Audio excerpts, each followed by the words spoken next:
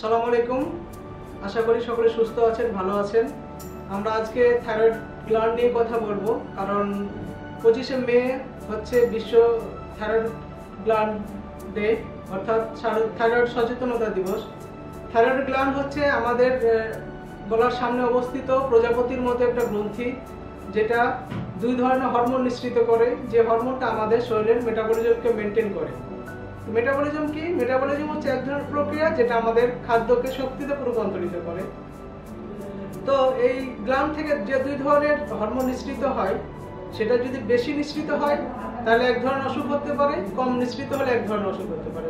যেটা বেশি নিঃসৃত হয় সেটাকে আমরা বলি হাইপারথাইরয়েডিজম, কম হলে আমরা সেটাকে বলি হাইপোথাইরয়েডিজম। তো এবং এই আমাদের থাইরয়েড গ্ল্যান্ডের আরো কিছু অসুখ হতে পারে, যেমন কিছু অটোইমিউন ডিজিজ হতে পারে, এবং গয়টার হতে পারে, অর্থাৎ গলাগণ্ড বা ঘ্যাগ হতে পারে, এখানে থাইরয়েড নোডুল হতে পারে, ছোট ছোট ফোলা হতে পারে, এবং সর্বশেষ যেটা মারাত্মক অসুখ হতে পারে সেটা হচ্ছে থাইরয়েড ক্যান্সার হতে পারে। এখানে থাইরয়েড আসলে ডায়াবেটিসের মতোই একটা গোপন ব্যাধি, যেটা দীর্ঘকাল আপনার শরীর থেকে আপনাকে ধ্বংস করতে পারে। আপনি যেন অবাক হবেন, বাংলাদেশের প্রায় 5 কোটি মানুষ থাইরয়েড অসুখে ভুগছে, যার 3 কোটি কিন্তু জানে না যে তাদের থাইরয়েড অসুখ রয়েছে আসলে। তো থাইরয়েডের যে কারণে আমাদের থাইরয়েডের অসুখের সম্পর্কে জানাটা খুবই জরুরি। যাদের হাইপোথাইরয়েডিজম আছে, মানে হরমোন কম নিঃসৃত হয়, তাদের কি কি সমস্যা হতে পারে?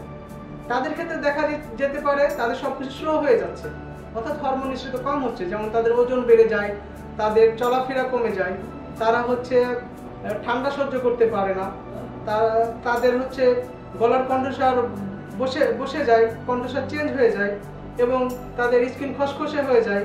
মেয়েদের ক্ষেত্রে দেখা যায় মাসিকে অনিয়মিত মাসিক দেখা দিতে পারে আর কি। আর যাদের হাইপার অর্থাৎ বেশি নিঃসৃত হয় তাদের কি কি হতে পারে? তাদের হতে পারে তাদের ওজন কমে যায়, তাদের শরীরের টেম্পারেচার বেড়ে যায়, এই কারণে দেখা যায় যে তারা সারাদিন ঘামতে থাকে এবং মেজাজ খিটমিটে হয়ে যায়, অ্যাংজাইটিতে ভুগে। এই ধরনের সমস্যাগুলো কিন্তু হাইপারের ক্ষেত্রে হতে পারে। তো আমাদের যেটা করা উচিত, এই ধরনের সমস্যা হলে আমরা ডাক্তারের শরণাপন্ন হব, এবং কিছু পরীক্ষা করা দরকার আমাদের। যেমন আমরা নিজেরাই কিন্তু গ্ল্যান্ডটা পালপেট করে দেখতে পারি, গলায় মাঝে মাঝে হাত দিয়ে দেখতে পারি কোনো খোলা আছে কিনা। এবং আমরা ডাক্তারের কাছে গেলে ওনারা যেগুলো টেস্ট যায়, যেমন সাধারণত আলট্রাসোনোগ্রাম করা হয়, সেখানে কোনো টিউমার আছে কিনা। তারপর হচ্ছে রক্তের হরমোন টেস্ট করা হয়, টিএসএইচ লেভেল করা হয়, এবং বায়োপসি করা হতে পারে, অর্থাৎ ওখান থেকে রস নিয়ে পরীক্ষা করা হতে পারে কোনো টিউমার আছে কিনা বা কি ধরনের টিউমার। তো আমরা এই থাইরয়েড হরমোনের এই যে কিছু ট্রিটমেন্ট দিয়ে আমরা ওষুধ দিয়ে দিই। যদি হরমোন বেশি হয়ে যায় সেদিকে কমানোর ব্যবস্থা করি, কমে গেলে আমরা বাইরে থেকে হরমোন সাপ্লিমেন্ট দিয়ে সেটাকে মেনটেন করার চেষ্টা করি।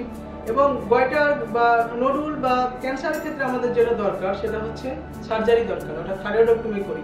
রিসেন্টলি আমরা বাংলাদেশে দাগবিহীন থাইরয়েড সার্জারি শুরু করেছি, যেটাতে আপনার বাইরে কোনো কাটাছিড়া থাকে না, ছোটের নিচ দিয়ে ফুটা করে করা হয়। এই অপারেশন কিন্তু আপনার সারা বিশ্বে আগে থেকেই পপুলার। বাংলাদেশে আমরা সেই ধারাবাহিকতা শুরু করেছি দাগবিহীন থাইরয়েড সার্জারি, এবং বাংলাদেশের দিনে দিনে সেটা পপুলার হয়ে উঠছে। তো আমাদের বাংলাদেশের মানুষকে আসলে থাইরয়েডের অসুখ নিয়ে সচেতন হতে হবে, কারণ যে আমরা আগেই বললাম যে 5 কোটি মতো মানুষ বাংলাদেশের থাইরয়েড অসুখে ভুগছে, যারা অনেকেই কিন্তু জানেন না যে তারা এটা নিয়ে ভুগছেন।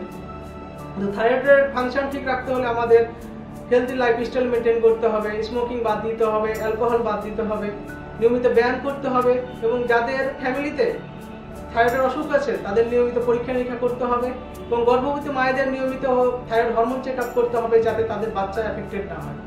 যেসব মায়েদের হাইপোথাইরয়েডিজম থাকে তাদের বাচ্চার কিন্তু অনেক ধরনের সমস্যা দেখা দিতে পারে, বিকলাঙ্গতা, মানসিক ও শারীরিক বিকলাঙ্গতা দেখা দিতে পারে। তাই থাইরয়েড সম্পর্কে জানাটা আমাদের খুবই গুরুত্বপূর্ণ। সো আপনার থাইরয়েড নিয়ে সচেতন হবেন আশা করছি। So take care of your thyroid gland, and it will take care of you. Thank you, সকলে ভালো থাকবেন।